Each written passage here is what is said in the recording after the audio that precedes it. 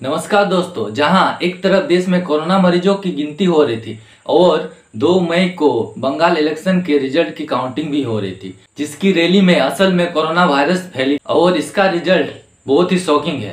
Specially अगर waste Bengal की बात करें तो जो एग्जिट पोल ने प्रेडिक्शन लगाया था, उनकी प्रेडिक्शन में ना ही 1, ना ही 2, ना ही 3, जितने सारे के सारे प्रेडिक्शन उनके गलत निकले। उन्होंने कहा था कि अधिक से अधिक टीएमसी को 180 सीट मिल सकती है, लेकिन यहाँ अगर देखा जाए तो टीएमसी ने 2/3 मेजोरिटी के साथ अपने जीत को हासिल की। ना ही उसने 200 सीट को क्रॉस किया है, बल्कि उसने पिछले साल की तुलना में इस साल उसका जो परफॉर्मेंस रहा वो बेहतर रहा। मीडिया छोड़िए, यहाँ तक कि हमारे होम मिनिस्टर ने भी खुद प्रेडिक्शन लगाया था कि हर फेज के बाद अलग अलग प्रेडिक्शन उन्होंने लगाया था। पहला फेज के बाद उसने कहा था कि हमारी जो बीजेपी है वो 30 में से 28 सीट जीत रही। फेज 5 के बाद उसने कहा था कि बीजेपी है 122 सीट क्रॉस कर चुकी है, जीत चुकी है एग्जैक्टली। और ओवरऑल उसने कहा था कि जो बीजेपी है वो हमारे 200 सीट को क्रॉस कर चुकी है, लेकिन ऐसा नहीं हुआ। असल में पॉलिटिशियन ऐसे नैरेटिव क्रिएट करते रहते हैं ताकि उनकी जो चुनाव हो, चुनाव में उसका मोमेंटम आए। ये आम बात है, इसमें कोई बड़ी बात नहीं है। लेकिन एक प्रेडिक्शन थी जो बड़ी स्टेक इन्वॉल्व थी, पॉलिटिशियन स्ट्रेटजी प्रशांत किशोर की प्रेडिक्शन। इन्होंने साफ साफ कह दिया था कि जो बीजेपी है वो 3 डिजिट को क्रॉस नहीं करेगी, मतलब 3 डिजिट 100 पार नहीं करेगी वो। अगर उसने ये भी कह दिया था कि अगर वो 3 डिजिट को क्रॉस करती है तो वो अपना प्रोफेशन को छोड़ देगी। ना कि इसका प्रेडिक्शन सही निकला, बल्कि ऐसे समय पर सही निकला जिस टाइम पे पूरा मीडिया, ऑल इंडिया का मीडिया इसके ऑपोजिट था। इलेक्शन जीतने के बाद इन्होंने बहुत ही गंभीर आरोप लगाया इलेक्शन कमीशन पर। जब कोई पार्टी हारती है तो उसे या तो ईवीएम या फिर चुनावी आयोग पर आरोप लगाया जाता है, लेकिन यहाँ पर 2/3 मेजोरिटी के साथ भी जीतने के बाद भी यहाँ जो इलेक्शन कमीशन था पूरी तरह से बीजेपी को जिताने के लिए जुटी हुई थी।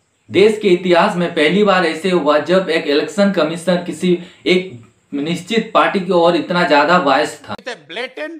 Blatantly partial election commission, we went through the hell. They gave the free hand to BJP to do whatever they wanted to do. उन्होंने इसके पीछे बहुत सारे रीजन दिए। पहला कि इलेक्शन को 8 फेज तक खींचना। Just take the scheduling of the election.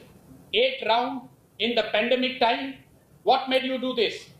Only because you wanted to give more opportunity to the BJP leaders to come and. दूसरा, इलेक्शन फेज को इस तरह से डिवाइड करना, जिन जिन क्षेत्र में बीजेपी स्ट्रॉन्ग है उन क्षेत्रों में इलेक्शन पहले कराना, उसके बाद जिन जिन क्षेत्रों में टीएमसी स्ट्रॉन्ग है उन क्षेत्र के डिस्ट्रिक्ट को एक डिस्ट्रिक्ट को 4 फेज में बांटना, ताकि जो मोमेंटम रहे वो बिल्डअप ना हो पाए। So many years when a district was carved out in 4 phases, just because that district was supposedly seen as a Trinamool's stronghold, that district polled in 4 phases.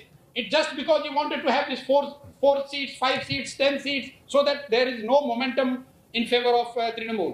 Bulk of the seats which BJP won in Lok Sabha went for poll early. Is it the coincidence? तीसरा, धर्म के नाम पर religious politics खेला गया।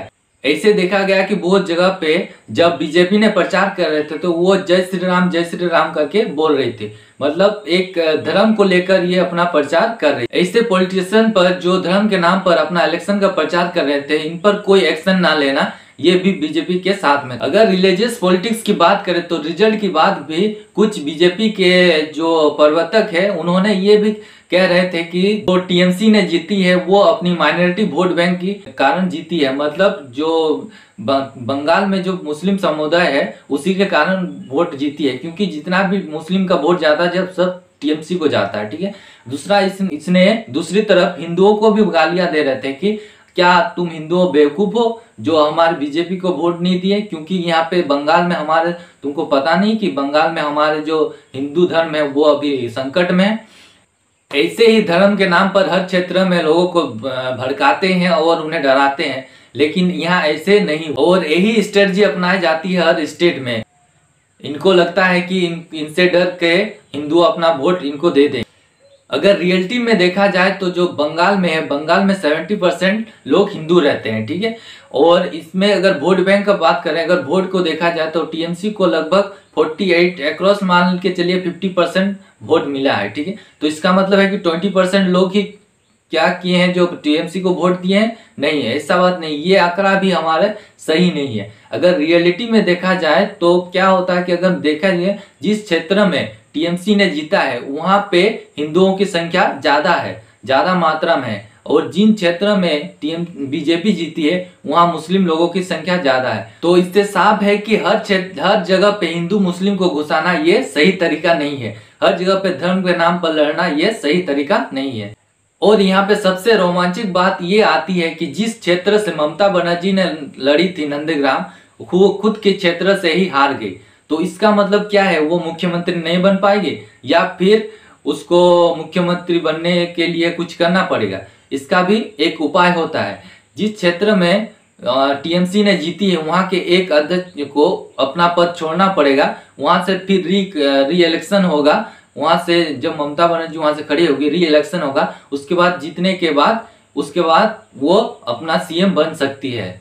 इसके अलावा अगर हम बंगाल की तुलना पिछले साल की तुलना में करते हैं तो इस साल उसने 214 सीट हासिल की है, जो क्या है पिछले साल से इसने बेहतर की है। अगर पिछले साल 2016 में देखे तो इन्होंने 211 सीट ही जीत पाए थे, इस साल उन्होंने बेहतर किया।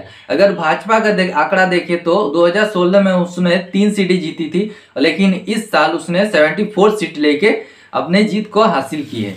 इसके अलावा अगर बंगाल को छोड़ के अगर देखा जाए आसाम में, तो आसाम में भाजपा ने 78 सीट हासिल की है और कांग्रेस 46, जिसमें जीती हमारे भाजपा।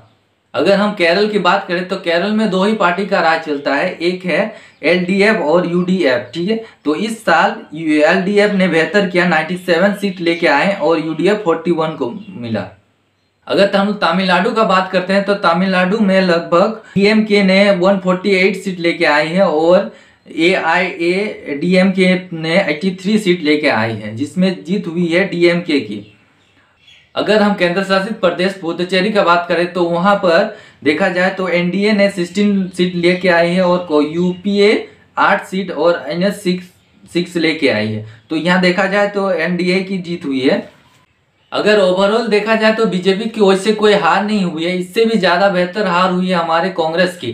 कांग्रेस ने कहीं नहीं अपना जीत नहीं हासिल कर पाई है। तो इसका मूल कारण हो सकता है कि उसके पास कोई लीडर्स नहीं है, जो क्या कर सके, लोकल लीडर्स नहीं है जो उसको अच्छा से पार्टी को अच्छा से रिप्रेजेंट कर सके। जैसे कुछ लीडर हैं जिनको हराना बहुत ही मुश्किल होता है, जैसे बंगाल में ममता को हराना बहुत ही मुश्किल है, दिल्ली में केजरीवाल को, ऐसे कोई राज्य में है जिसको हराना बहुत ही मुश्किल होता है। ऐसे ही लीडर अगर कांग्रेस को मिल जाए तो हो सकता है कि अगले साल उसका परफॉर्मेंस कुछ अच्छा हो। अगर आपको ये वीडियो अच्छी लगे तो प्लीज लाइक कर दीजिएगा, कमेंट कर दीजिएगा और दोस्तों को शेयर करना ना भूलें, ताकि वो भी ऐसे चीज समझ सके और जान सके कुछ नए चीज। आज के लिए धन्यवाद।